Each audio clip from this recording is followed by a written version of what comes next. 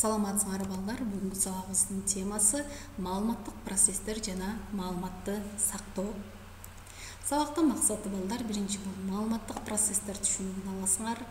Экинчи, маалыматты мазмундук ыкма менен өлчөө жөнүндө үйрөнөсүңөр. Үчүнчү, маалыматты алгоритмдик ыкма менен өлчөө түшүнүгүн ала аласыңар. Анда балдар, жаңы темага кирүүдөн мурда өтүлгөн темаларды кайталап алалы. Биз мурдагы сабакта компьютер адам жашоосунда деген тема өткөнбүз. Ошол теманын ичинен бул жерде 3 суроо түзүлдү. Биринчи бул компьютердин бизге сунган мүмкүнчүлүктөрү. Демек, кандай мүмкүнчүлүктөрдү сунат компьютер бизге? Эстеп көрөлү. Мен мисалы 3 мүмкүнчүлүгүн айтсак, биринчиден бул эң бизге баалуу болгон убакытты үнөмдөө мүмкүнчүлүгү. Себеби кол менен жасоого бир топ убакыт коротулган жумушту компьютердин жардамында оңой гана тездик менен бүтүрүү мүмкүнчүлүгү. Экинчиден, каалаган жерден, каалаган убакытта, эгерде интернет компьютер менен камсыздалсак, анда каалагандай информацияга жетүү мүмкүнчүлүгү бар. Андан сырткары компьютердин бизге дагы бир сунган мүмкүнчүлүгү бул кээ бир жумуштарды автоматтык түрдө бүткөрүү мүмкүнчүлүгү компьютердин жардамы аркылуу. Дагы балдар, силер мүмкүнчүлүктөрүн дагы бир 5 мүмкүнчүлүгүн кошуп санасаңар болот. Экинчиси, компьютердин терс таасирлери. Эми компьютердин бизге сунган мүмкүнчүлүктөрдүн менен эле катары эле компьютердин терс таасирлери да бар бизге тийгизген. Албетте бул ошол терс таасирлерден сактануучу коопсуздук эрежелери да бар. Ошол коопсуздук эрежелерин сактабаган учурда ошол бизге тийгизген терс таасирлердин көлөмү дагы көбүрөөк болот. Ал терс таасирлер эмне болушу мүмкүн? Эң негизгиси бул ден соолугубузга тийгизген терс таасир, көзүбүзгө тийгизген, нерв системабызга, омуртка булчуңдарыбызга тийгизген терс таасирлерин санасак болот. Үчүнчү, компьютерде сакталуучу коопсуздук эрежелери. Эми балдар, биз компьютерде сакталуучу коопсуздук эрежелерин биз 5-класстан бери өтүп келебиз. Бул коопсуздук эрежелерин сактабай аябай маанилүү, себеби биз ушул коопсуздук эрежелерин сактоо менен ден соолугубузду да сактаган болобуз. Мисалы, бул компьютерде үзгүлтүксүз иштөө 20 мүнөттөн ашпашы керек. Андан сырткары монитор менен көздүн аралыгы 50-70 сантиметр болуш керек. Жана компьютердин каршысында отурганда бул далы түз, бут түз тик бурч түрүндө болуш керек, жана чыканактагы тик бурч түрүндө болушу керек. Ушундай коопсуздук эрежелери дагы кошумча санасаңар болот. Эми балдар, силер дагы конспектиңерге көз жүгүртүп кайталап алсаңар, бул өтүлгөн темалар жаңы теманын бир башаты болуп эсептелет. Анда жаңы теманын планы: биринчи бул маалыматтык процесстер, экинчи маалыматтын көлөмүн өлчөө мазмундук ыкма менен, үчүнчү алфавиттик ыкма, төртүнчү сабакты бышыктап жыйынтыктайбыз жана ушул сабакта колдонулган түбүндүү түшүнүктөр. Анда биринчи план балдар маалыматтык процесстер. Эми карагыла, биздин азыркы кылымыбыз дейли, коомубуз дейли, бул маалыматтык кылым же болбосо маалыматтык коом болуп эсептелет. Себеби биз негизинен бизде азыр эң көп өндүрүлгөн бул маалымат болуп эсептелет. Биз маалыматтык кылымда жашап атабыз. Ошол эле учурда эми ал маалыматты ар түрдүү түрдө сактоо мүмкүн. Ошол эле учурда электрондук түзүлүштөрдө, ошол эле учурда кагазга, китепте, флешка дисктерде сакталып маалымат сакталат. Эми маалыматты алуу, сактоо, иштетүү жана берүү менен байланышкан процесстер бул маалыматтык процесстер деп аталат. Жалпылап айтканда, демек, маалыматтын үстүнөн жүргүзүлгөн иш-аракеттер бул маалыматтык процесстер деп аталат экен. Мисалы, качан гана биз айлана чөйрөнү сезүү органдарыбыздын жардамы менен сезгенде биз маалыматты эмне кылабыз? Кабыл алган болобуз. Мисалы, көз менен көрүп туруп эле, мисалы көргөндө эмне кылды? Жайлоо көрүндү же болбосо тоо көрүндү, силер автоматтык түрдө эмне кылат? Ал көз маалыматты кабыл алат. Же болбосо жыт, кандайдыр бир жыт келди, сен каалабы, ал сенин жыт сезүү органың эмне кылды? Маалыматты кабыл алды. Жана башка адамдар менен мисалы баарлашуу процессинде бул эки маалыматты алуу жана берүү процесси ишке ашат. Себеби кандайдыр бир пикир алмашканыңарда ошол учурда берип атасыңар, ошол учурда карама каршыңдагы инсандан эмне кылып атасыңар? Алып атасыңар. Эми алынган маалыматтарды эстеп калганда эмне кылабыз биз? Маалыматты демек сактоо процесси ишке ашат. Эми ошол алынган жана сакталган маалыматты кандайдыр бир максатка жетүү үчүн туура кабыл алып чечим чыгаруу бул маалыматты иштетүү процесси болуп эсептелинет. Демек маалыматтык процесстер булар иштетүүдө демек эмне кылабыз? Издөө жана тандоо, жаңы маалыматты алуу, структурага келтирүү, коддоо. Иштетүү биз ошо баардык кабыл алынган маалыматты өзүңдүн ой пикириңди кошуп иштетип, аны бирөөгө берилгенде бул демек иштетүүдө бул төмөндө саналган процесстерде ишке ашат экен. Берүү бул булак канал кабыл алуучу. Берүү процесси ишкенде сөзсүз түрдө эмне булак болуш керек. Ошо берген адам ошол эле учурда канал кандайдыр бир каражаттын жардамы менен канал эмне болушу мүмкүн? Мисалы тил болушу мүмкүн. Бул тил аркылуу берүү. Бул канал болуп эсептелинет. Же болбосо кандайдыр бир электрондук почта аркылуу бергенде интернет сага канал болуп берет. Жана ошол эле учурда берүү процесси ишке ашыш үчүн эмне болуш керек? Кабыл алуучу болушу керек. Берген информацияңды кабыл алуучу. Түшүнүктүбү? Демек бул эки тараптуу ишке ашуучу процесс экен. Булак ошол эле учурда кабыл алуучу жана анын ортосундагы аларды байланыштыруучу канал болушу керек. Кийинкиси сактоо. Сактоодо бул жайгаштыруу, топтоо, оңдоо түзөө уруксат. Сактоо бул мисалы адамды алганыбызда биз демек эс тутумубузга сактайбыз. Ал эми компьютерде болсо ар түрдүү эстердин түрү бар, ошого жайгаштыруу, кайсыл жерде жайгашыш керек жана аны оңдоп түзөө. Жана акырында ошол процесстердин жыйынтыгында эмне? Маалыматты чечим чыгаруу үчүн колдонуу. Бул маалыматтык процесстер жөнүндө болду. Түшүнүктүү болду балдар? Андан кийинки планга өтөлү. Маалыматтын көлөмүн өлчөө жана мазмундук ыкма. Эми ар бир нерсенин өлчөмү же болбосо көлөмү болот. Ошол сыяктуу эле маалыматтын да көлөмүн өлчөө мүмкүн. Эми сактоо формасы боюнча маалыматты аналогдук жана санариптик деп экиге бөлүшөт. Эки форманын айырмасы бул аналогдук маалымат үзгүлтүксүз, ал эми санариптик болсо дискреттүү, башкача айтканда өзүнчө элементтердин көптүгүнөн турат. Каалагандай маалыматты сактоо үчүн анын көлөмүн өлчөө керек. Информатикада маалыматты өлчөө үчүн эки негизги ыкма колдонулат. Биринчи бул мазмундук ыкма, экинчи алфавиттик ыкма. Эми балдар ошол мазмундук ыкманы карап көрөлү. Мазмундук ыкма бул ыкманын жардамы менен алынган маалыматтын көлөмү алынган билдирүүнүн маалыматтык мазмунунан көз каранды балдар. Эгерде билдирүү маалыматтуу болбосо, же болбосо ошол билдирүүнү алуучу үчүн эмне мааниси жок болсо, анда маалыматтын көлөмү 0 барабар деп эсептелинет. Маалыматтуу болбосо.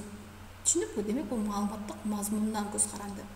Бул учурда билдирүүнүн маалымат берүүчүлүгү анын ичиндеги пайдалуу маалыматтын көлөмүнөн көз каранды болот. Түшүндүк балдар? Мындай билдирүү кандайдыр бир кырдаалдын белгисиздигин толугу менен жокко чыгарат же аны азайтат. Мисалы дейли, адамдын кийинки аялдамадан түшө тургандыгы жөнүндөгү маалыматтын белгисиздиги. Мисалы, кийинки башка бирөөнүн мисалы кийинки аялдамадан түшөсүн биз так билбейбиз. Ошол ооба же жок деген жооптун бир вариантын тандап алуудан турат. Мисалы, анда ыктымалдуулук деген түшүнүк келет. Ыктымалдуулук деген болушу мүмкүн болгон жана болбогон. Ушундай түшүндүк бул.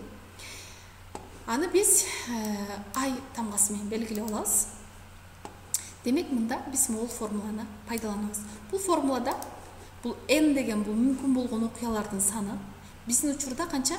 Же түшөт, аялдамадан же түшпөйт. 2 демек мүмкүн болгон окуялардын саны канча? 2. Мисалы бул жерде айтылды. Жүргүнчүдөн сурашты. Сиз кийинки аялдамадан чыгасызбы? Ооба деп жооп берди ал.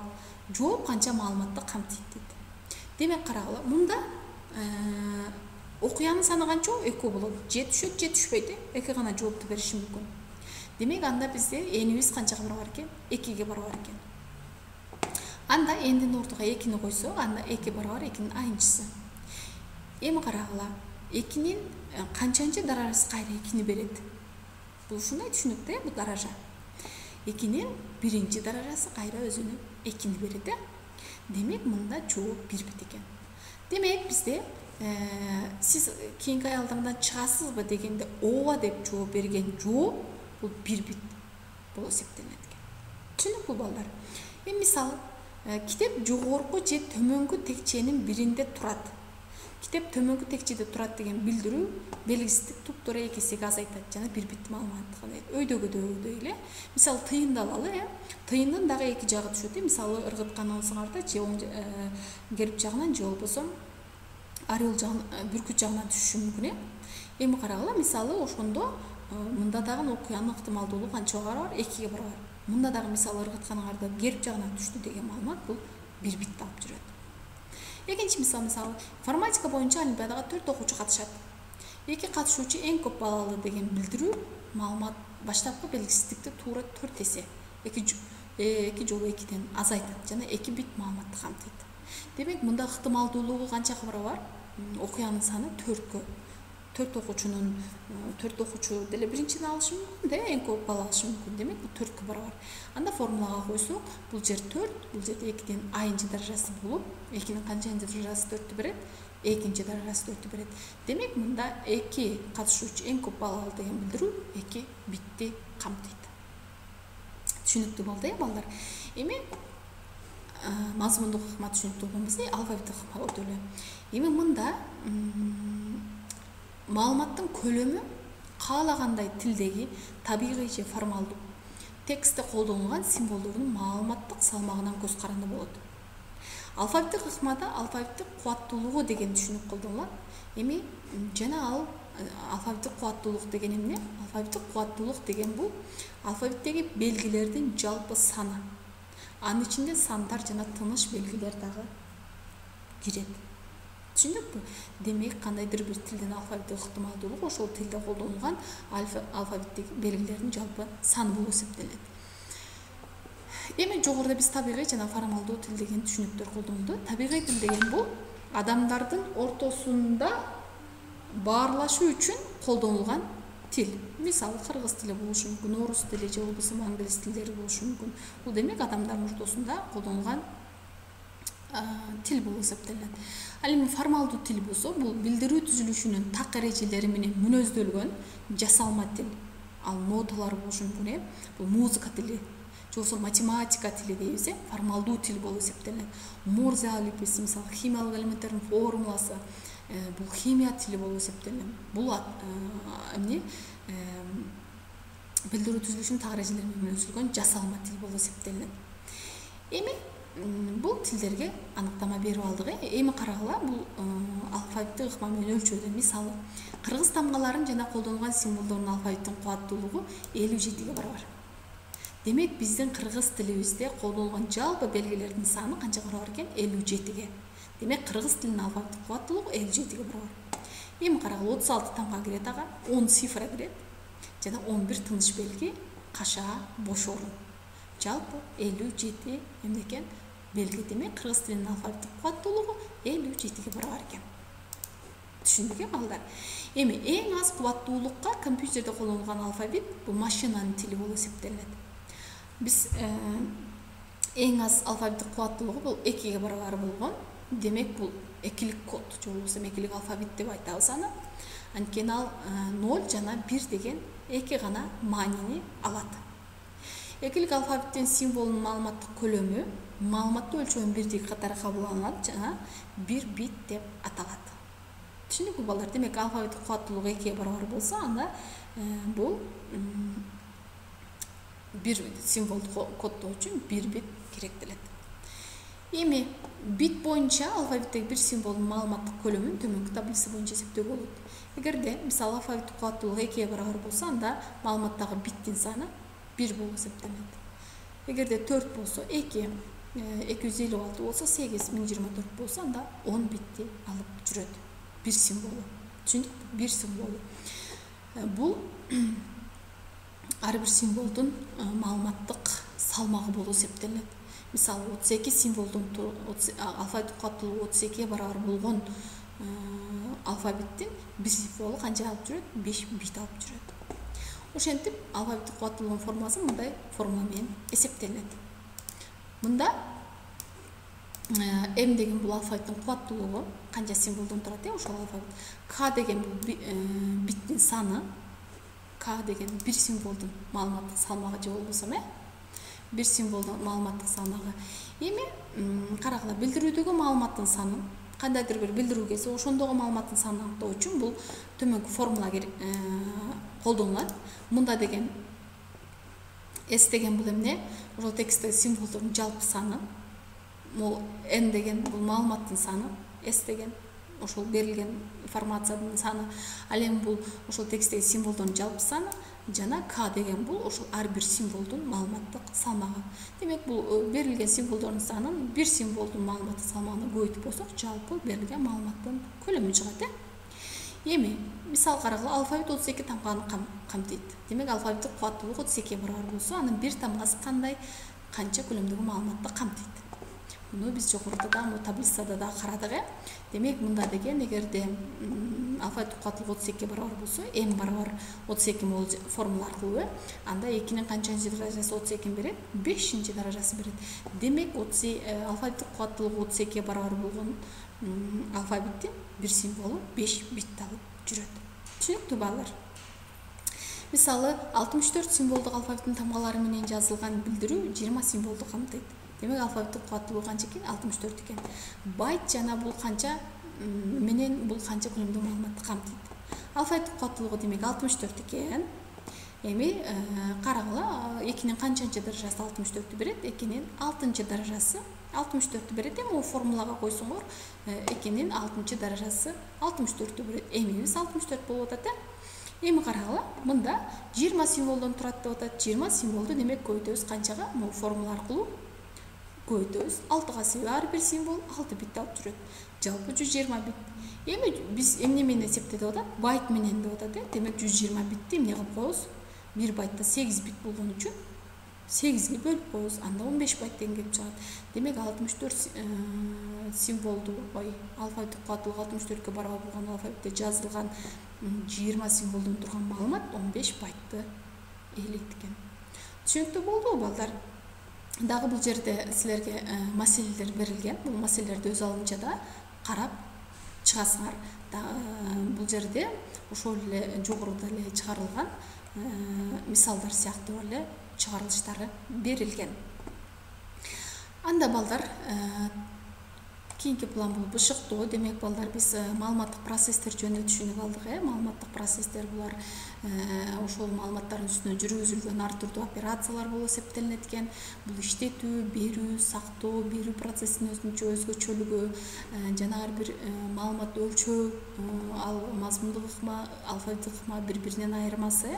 Мазмундук ыкмада мисалы маалыматтык мазмунунан көз каранды анын көлөмү, ал эми алфавиттик ыкмада мында алфавиттик кубаттуулук деген түшүнүк келет. Мунун негизинде биз ар бир символдун маалыматтык салмагын табып алуу мүмкүн. Анда бул формулалар, төмөнкүдө берилген формулалар колдонулат. Жана бул жерде биз табигый жана формалдуу тилге дагы эмне кылдык? Аныктама берип өттүк. Анда балдар, тема жалпы түшүнүктүү болгон болсо, бул жерде силерге суроолор жана тапшырмалар. Биринчи, эгерде үй 8 кабаттуу болсо, бакыт 5 кабатта жашайт деген билдирүүдөн канча бит маалымат алынды? Бул мазмундук ыкмага тиешелүү. Экинчи, 16 символдук алфавиттеги 384 символдун канча килобайт маалыматты түзүүгө болот? Демек бул алфавиттик ыкма менен бул жогоруда алфавиттик кубаттуулуктун эмне формуласыны бул формулага салып, анан буга кийин чыккан жыйынтыкты бул көбөйтүп кою менен чыгарсаңар болот. Кийинкиси, программалоо тилинин алфавити Адан Зге чейинки чоң жана кичине тамгалардын Т жана арифметикалык амалдардагы белгилерди камтыйт. Бул программалоо тилинин алфавиттик кубаттуулугу кандай? Эйден Зге чейин канча символ бар? Демек анын алфавиттүүлүгү канчага барабар болот? Бул тапшырмаларды аткарып, керектүү жерлерин, теманын негиздерин жазып конспектлеп, анан суроолорго жооп беребиз. Анда балдар, сабак түшүнүктүү болгон болсо, кийинки сабакта жолугушканча